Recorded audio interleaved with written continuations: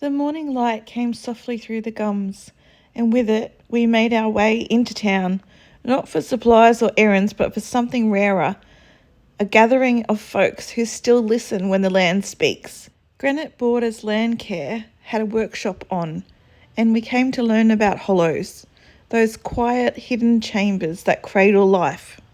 Matt Stevens, a conservation biologist, brought his tools with him. It's called the Hollowhog, a tool he designed to carve hollows into trees, living or dead, without harming the vital tissues.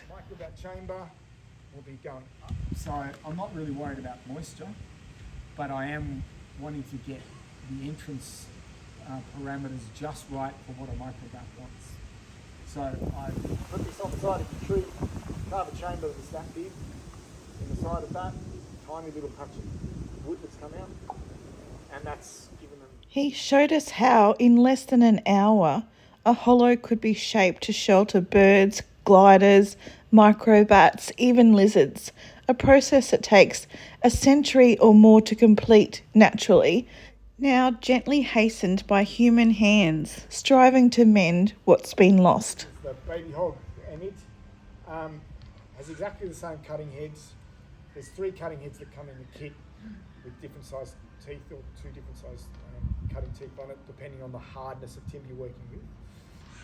But what we can now do is we can get in there, carve our entrance wherever we want it, up and down, however big a chamber we want, and then at the end, by the time I slot that back into place, it's now sitting behind the line of where my living tissue is going to regrow.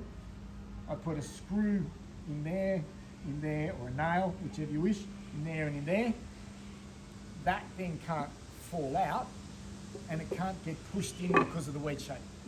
And then within a year or 2, the living tissue just grows over the top of it and it's gone. And I've got my entrance piece, which has been nicely locked in place. The dowel just sitting here at the moment, but it would normally be anchored properly. And then that's your finished hollow. So the slot itself doesn't need to be that full cavity depth. And you may not, if you're not confident with using a chainsaw, there's another way. But I might, to carve that chamber, maximum you'd need is that length of slot. Out, down, kind of midway down your chamber, carve out through there, carve through there, you'll get the rest of it, put that back in, let it grow over, have your entrance there. You don't have to put on a branch stub. That's the other thing. This is how I would make an entrance piece, for example. So I'll put in that rebate. There I want that living tissue to grow in. Okay. As Matt presented, I thought of the fires that had swept through our hills, leaving behind blackened trunks and silence. So many homes gone. But this wasn't just a demonstration, it was a turning point. Just like that. And I'd continue all the way around and get myself my rebate. Okay, and then I want to go make my spot that I want my fauna to go in. I believe that you can get a Hollowhog for yourself by contacting Matt Stevens on his Hollowhog website, which I'll put a link to in my comments and description down below. The acquisition of the Hollowhog was funded by a Fire to Flourish grant. Fire to Flourish is a long-term community impact program providing direct support to communities as the first and last responders to disasters. And I've got a nice tunnel. Here we are. I want to carve into. Okay, so I would take my entrance piece, I'd put it on there, mark out my outside line. I'd then carve my rebate where I want to put that entrance piece, and I'd get it just how I want it before I start carving my chamber. So I want to do it that way because once you've carved the middle kind of bit in the chambery stuff, it's just a bit more of a pain to go and get that nice shape right to put your entrance piece on. Okay, so that'll be just here.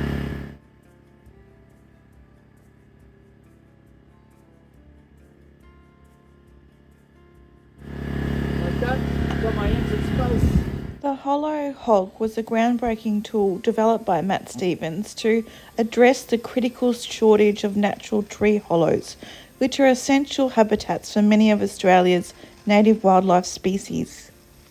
The Hollowhog accelerates the formation of tree hollows, offering immediate refuge for wildlife displaced by habitat loss due to logging and bushfires, and also allows for customisation of hollow size and entrance dimensions to cater for the needs of specific species, enhancing the effectiveness of conservation efforts.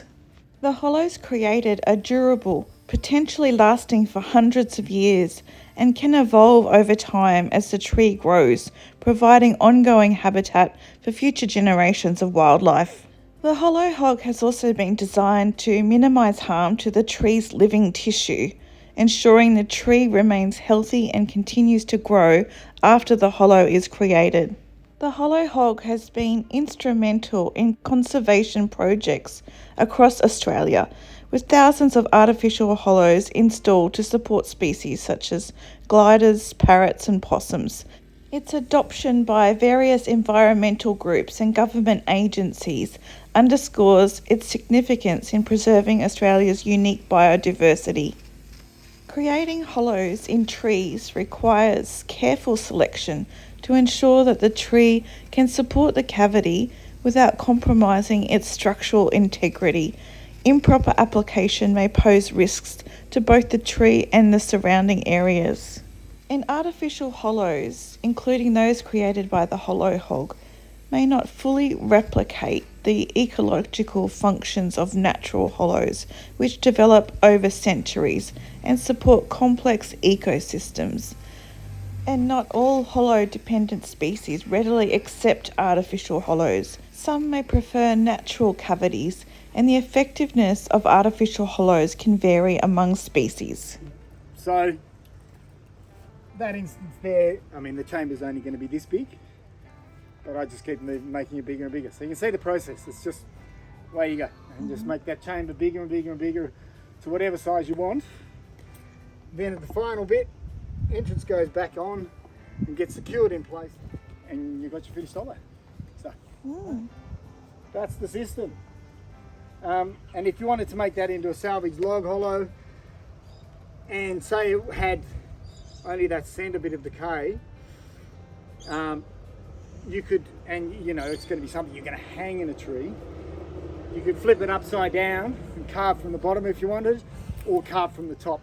I'd probably be inclined to carve from the top, because it's not going to have decay or moist timber sitting there that rots and then the bottom falls out. And then just carve from the top, only using the tool until you get it in and fully formed, whatever you want, hoist it up the tree. Not a flat surface, and I then get potentially quite deep in some of it, but we'll see. So the last part of the workshop was Matt showing us how to create this hollow in a real live tree.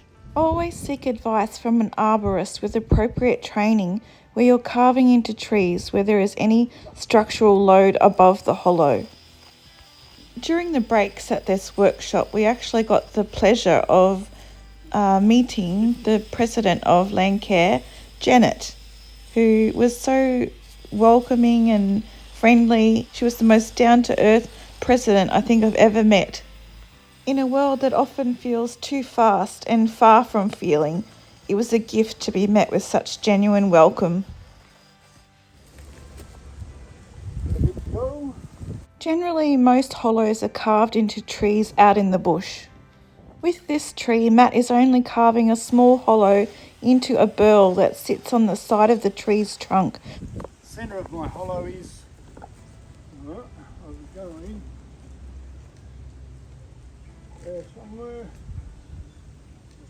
The burl is where there is little to no structural support for the branches and foliage above.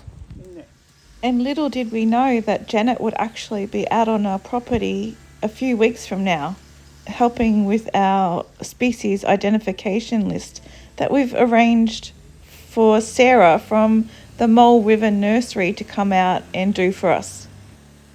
We're super excited about this as well.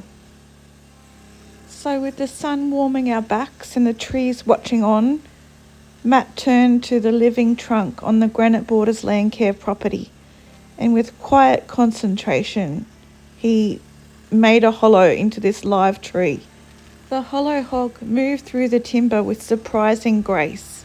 We stood still, a circle of boots and breath, watching something ancient being made new before our eyes. In less than an hour, where there had been nothing, there was now a new home, not for us, but for the ones who soar and scurry, who need these small hollows to raise their young, to rest, to survive. It felt more than a demonstration. It felt like ceremony. The Fire to Flourish program that funded this was led by the Monash University, and they're partnering with 4 communities recently affected by disasters to co-create innovative approaches in community-led recovery and long-term resilience.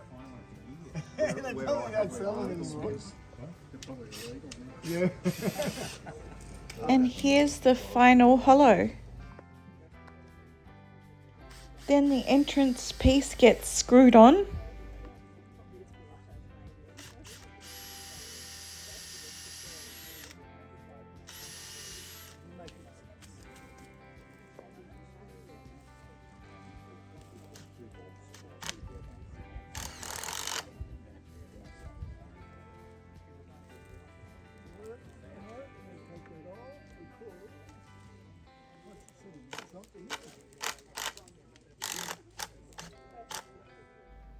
I left that day with the hum of the Hollowhog still in my ears and a quiet promise in my chest to make space for wild things, for renewal, and for life to find its way home. If you've got trees that could host hollows and a heart to welcome the wild back in, reach out to Matt Stevens. They've got the tools, the training, and the will.